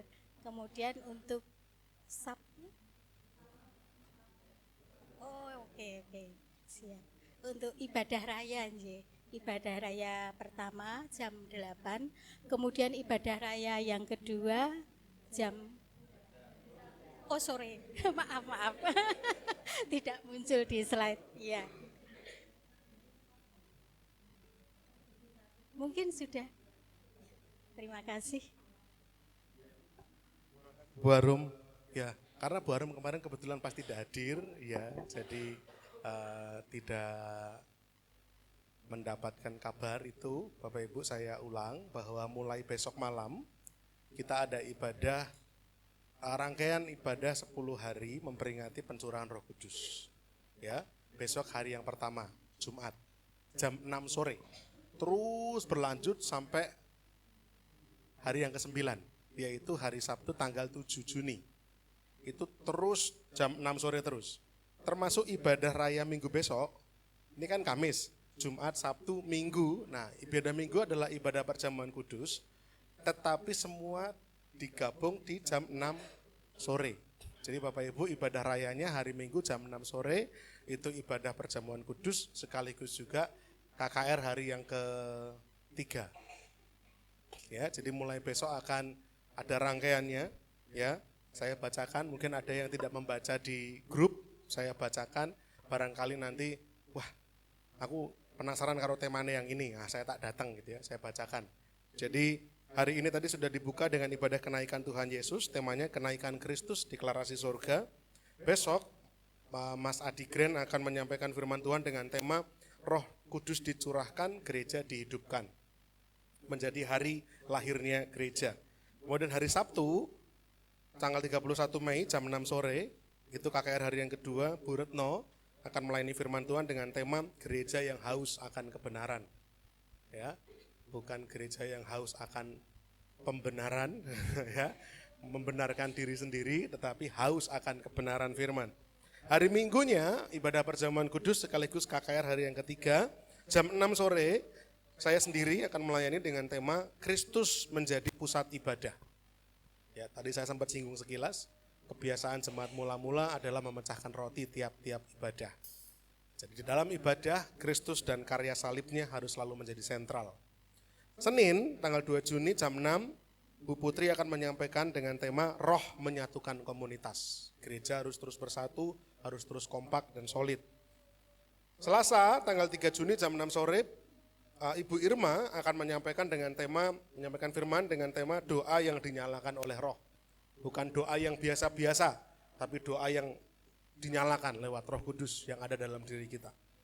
Hari Rabu tanggal 4 Juni jam 6 sore, Mas Stefanus akan menyampaikan firman Tuhan dengan tema mujizat dan tanda ajaib oleh Roh Kudus. Nah, jadi yang penasaran gimana tuh sebenarnya mujizat itu, tanda-tanda ajaib itu masih ada nggak toh? Hari-hari ini mujizat masih ada nggak Bapak Ibu? Masih. Mujizat masih terjadi. Kemarin Mas Yonat ngalami itu mujizat ya. Nanti biar Mas Yonat yang kapan-kapan cerita. Ya, hari Kamis tanggal 5 Juni jam 6 sore KKR hari ke-7 saya akan melayani dengan tema sikap kedermawanan rohani. Ya, jemaat mula-mula punya kebiasaan baik yaitu membagi-bagikan harta milik mereka menjadi milik bersama. Sehingga mereka saling mendukung, saling mensupport. Nah, gereja diharapkan juga begitu. Punya sikap kedermawanan rohani. Jumat tanggal 6 Juni jam 6 sore, Ibu Retno akan melayani lagi dengan tema kehidupan yang diwarnai ibadah. Yang tadi saya singgung di awal.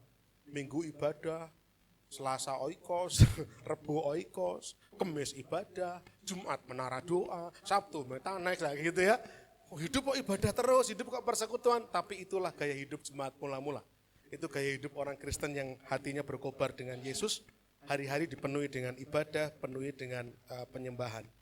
Hari Sabtu, tanggal 7 Juni, Ibu Putri akan menyampaikan firman Tuhan dengan tema Roh menumbuhkan gereja Tuhan. Jadi kalau MCC bertumbuh bukan karena 1-2 orang, bukan karena kehebatan manusia, tapi karena Roh Kudus bekerja di antara kita. Amin. Jadi ada pertumbuhan jemaat, ada pertumbuhan jiwa-jiwa, ada pertumbuhan rohani, terus menyala. Ya, sepertinya tempat ini sudah nggak cukup lagi. Saya nggak tahu nanti akhir tahun kira-kira berapa orang yang bisa kita tampung di ruangan ini. Ya, ada pertumbuhan, terus gereja harus terus bertumbuh. Dan terakhir hari Pentakosta, Minggu Pentakosta tanggal 8 Juni jam 8 pagi. Jadi hari yang ke-10 kita kembali normal. Bukan jam 6 sore, tapi jam 8 pagi. Saya akan menyampaikan firman Tuhan dengan tema kuasa Injil dilepaskan ke dunia. Ya, kita akan tutup 10 hari peringatan Pentakosta tanggal 8 Juni yang juga akan menjadi hari yang berbahagia untuk Mas Yonat dan Mbak Alicia sekali lagi karena mereka akan mengikrarkan janji sucinya. Bapak Ibu, keploi bagi mereka beban loh Bapak Ibu. beban. Ya, jadi makin keras keploan kita, makin beban nanti mereka. Ya, kita bantu doa, kita doakan supaya semua berjalan dengan baik. Seluruh rangkaian KKR 10 hari semuanya lancar. Dan Bapak Ibu, doa saya kita semua sehat. Dan bila mana kita rindu dan waktu kita bisa longgar, untuk kita bisa luangkan waktu, mari saya ajak. Saya dorong Bapak Ibu Saudara untuk hadir di rangkaian 10 hari KKR memperingati Pentakosta. Itu saja tambahan pengumumannya. Setelah ini, apakah ada latihan untuk hari pertama? Ada ya, ada. Ya, hari setelah ini dimohon pelayan-pelayan pujian penyembahan untuk hari pertama KKR Pentakosta tinggal sebentar untuk berlatih. Puji nama Tuhan. Ada lagi Bu Putri? Diakonia? Untuk penerima diakonia nanti harap menjumpai Ibu Yeni dan juga Bu Arum untuk menerima diakonia beasiswa. Itu saja. Dan juga hasil keputusan daripada pembicaraan Dewan Penata Layanan kemarin, maka per bulan Juli akan ada pembaruan diakonia.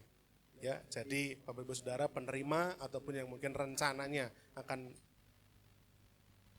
ya, yang mungkin penerima ingin melanjutkan penerima beasiswa diakonia pendidikan maksud saya, ataupun mungkin juga bagi yang mungkin berencana mengajukan bulan-bulan Juni harap menghubungi Gembala Oikos ataupun pemimpin Oikosnya masing-masing, karena formulir penerima diakonia beasiswa dibagikannya melalui Oikos, bukan di gereja tetapi lewat Oikos.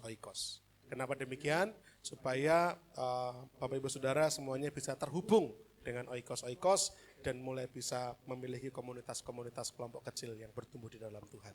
Ya, mari kita bangkit berdiri bersama-sama Bapak Ibu.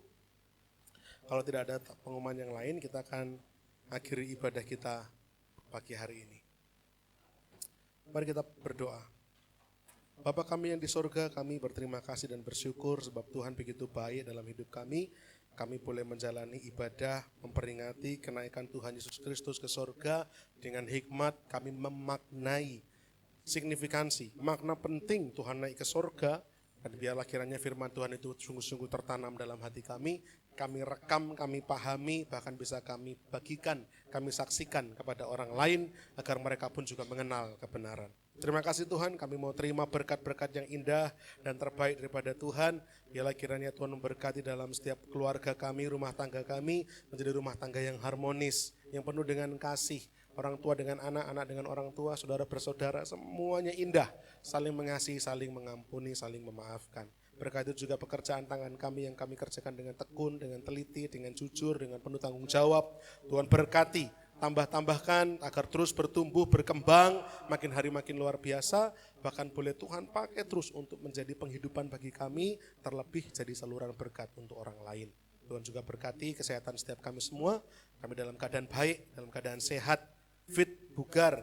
Bagi yang sakit, yang mungkin sedang lemah fisik, kami berdoa kiranya atas izin Tuhan di dalam nama Yesus, Tuhan menyembuhkan, Tuhan memulihkan, sehingga setiap kuasa sakit penyakit yang ada dalam tubuh setiap kami, yang siang hari ini kami rasakan, atau bahkan mungkin jemaat yang tidak hadir karena sakit penyakitnya, semuanya Tuhan pulihkan, Tuhan sembuhkan, semua dalam keadaan baik, dalam keadaan sehat. Dijauhkan dari segala macam sakit penyakit yang mengancam nyawa, namun kamu semua dalam keadaan yang sehat dalam kasih karunia Tuhan.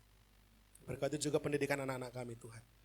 Siswa-siswi, mahasiswa-mahasiswi dalam tingkat pendidikan mereka masing-masing, Tuhan sertai, Tuhan berkati, menjadi anak-anak yang pintar, teliti, cerdas, berprestasi, bahkan beroleh kesempatan-kesempatan baik, beasiswa-beasiswa, sehingga mereka boleh merasakan bagaimana Tuhan mengangkat hidup mereka menjadi terang dan garam di sekolah mereka masing-masing.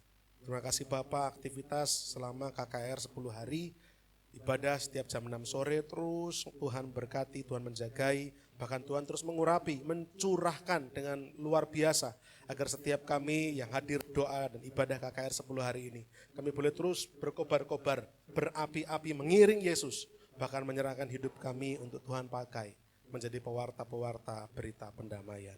Terima kasih Bapak di surga untuk seluruh rekan-rekan pelayan yang bertugas selama 10 hari. Beri kesehatan, beri kekompakan, beri sukacita, damai sejahtera, sehingga mereka semua melayani dengan penuh antusias dalam pengurapan Roh Kudus.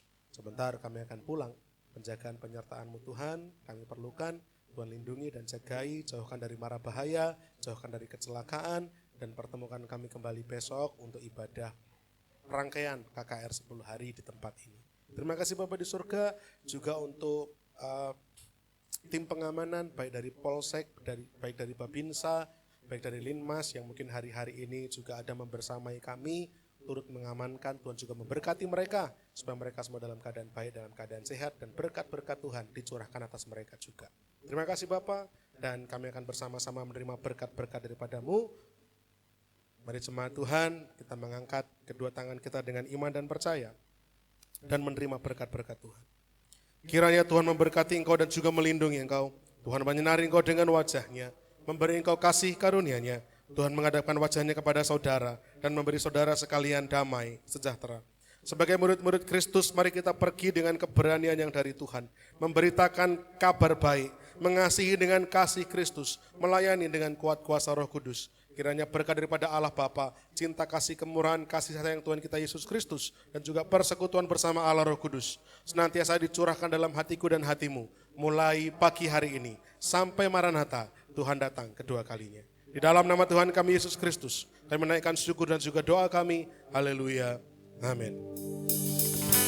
Bila engkau tak besertaku,